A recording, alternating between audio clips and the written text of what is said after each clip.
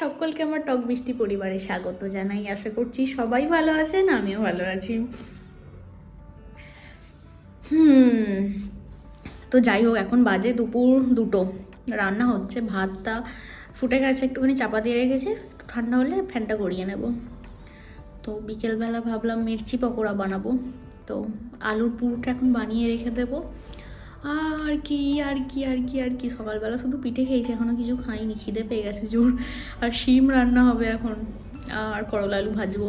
কখন করবো কে জানে, জোর খিদে পাচ্ছে। যাই হোক, বাড়িতে তো আজকে লক্ষ্মী পুজো, 1 মাঘ। তো আজকে বাড়িতে, শ্বশুর বাড়িতে, বাপের বাড়িতে, সব জায়গায় লক্ষ্মী পুজো। এত বাজনা এখানে, বিরক্ত লেগেছে। তো যাই হোক, এখনও শ্যাম্পু করে দিয়ে চুলটা শুকনো হয়নি। যাবো, ভাতটা খেয়ে নিয়ে আগে, তারপর রোদে গিয়ে একটুখানি বসবো, না হলে চুল শুকনো করতে পারবো না আজকে। আজ একটু ঘরটা গুছোচ্ছিলাম, তার জন্য লেট হয়ে গেল। চলুন রান্নাটা করে নিই।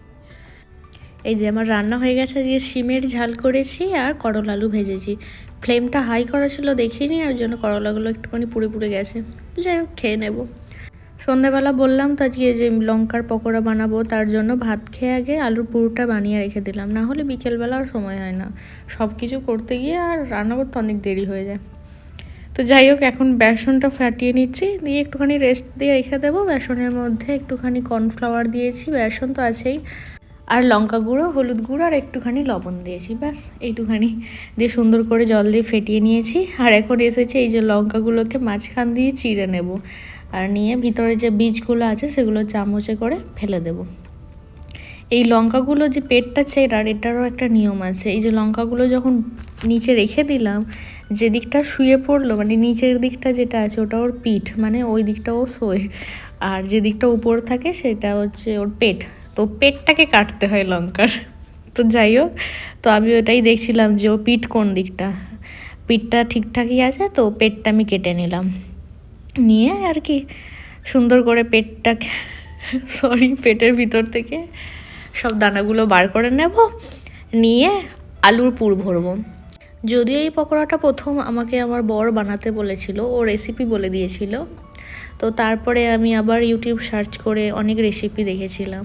তো সেই রেসিপিতে যে আলুর পুরের কথা ওনারা বলছিলেন, সেই আলুতে কোনো পেঁয়াজ রসুন কিছু ছিল না, তাতে ধনিয়া পাতা, কাঁচা লঙ্কা, আদা আর আলু, আর যে বেসিক মশলা সেগুলো শুধু দেয়া ছিল।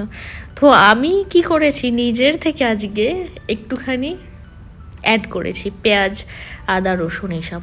তার কারণ হচ্ছে আমার খেতে ইচ্ছা করছে হচ্ছে যে আলুর চপ। তো আলুর চপের যে পুরটা হয় সেই পুরটা আমি বানিয়েছি, বানিয়ে লঙ্কার ভিতরে ভরে দিলাম, আর এটাকেই বেসনে কোট করে সুন্দর করে ভাজবো। তো এর ফলে কি হলো, আমার আজকে লঙ্কার পকোড়াও খাওয়া হয়ে গেল, সাথে আলুর চপও খাওয়া হয়ে গেল। আমি এটাকে পরে না যখন খেয়েছি, তখন আলুটাকে বার করে নিয়ে আলুটা খেয়েছি, এত মজা আসছিল খেতে, বেশ ভালো লাগছিল।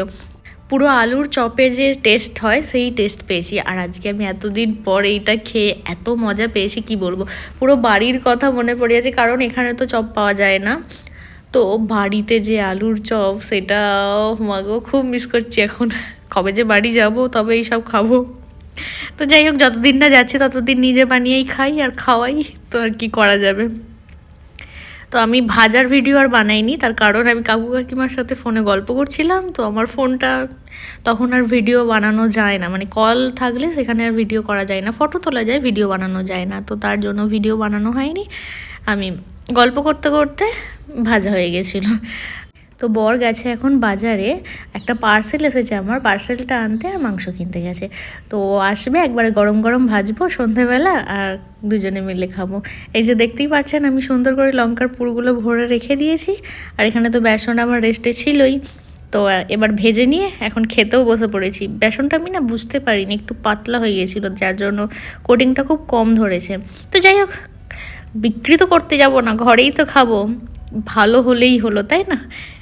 এই যে আমার পার্সেল চলে এসেছে, চপ তো ভালোই খেলাম, এবার পার্সেলটা খুলি।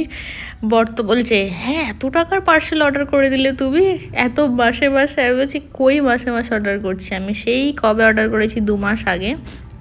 তো ফেস ওয়াশ শেষ হয়ে গিয়েছিলো, ফেস ওয়াশ অর্ডার করেছিলাম, আর এই অলিভ অয়েল আর এই ছোট্ট মিনি প্যাকে পারফিউম আছে, এটা গিফট করেছে। আর এই জন্যই আমার পার্পেল থেকে কিছু কিনতে ভালো লাগে, তার কারণ হচ্ছে প্রত্যেকবারই কিছু না কিছু কিনলে ছোট্ট একটা টোকেন অফ লাভ তারা দিয়েই দেয়, তো বেশ ভালো লাগে। জানি তার জন্য টাকা তো অবশ্যই নেয়, কিন্তু আমরা সেটা বুঝতে পারি না। তো যাই হোক, আজকে রাতে রান্না হয়েছিল চিকেন কষা, একদম শুকনো শুকনো, সাথে স্যালাড আর সাথে রাঙা আলুর পরোটা, যেটা খেতে অসম্ভব সুন্দর হয়েছিল। আর চিকেনটা লাইটের জন্য মনে হচ্ছে যেন কালো লাগছে, কিন্তু কালো হয়নি, ওরকম দেখতে লাগছিলো। আর আর রাতের বেলা না আমি হাতে দুটো আংটি এক্সচেঞ্জ করে নিয়েছি, ডান হাতেরটা বাঁ হাতে পড়েছি, বাঁ হাতেরটা ডান হাতে পড়েছি। এই করে আজকের ভিডিওটা শেষ করলাম। চলুন তবে সবাই ভালো থাকবেন, সুস্থ থাকবেন।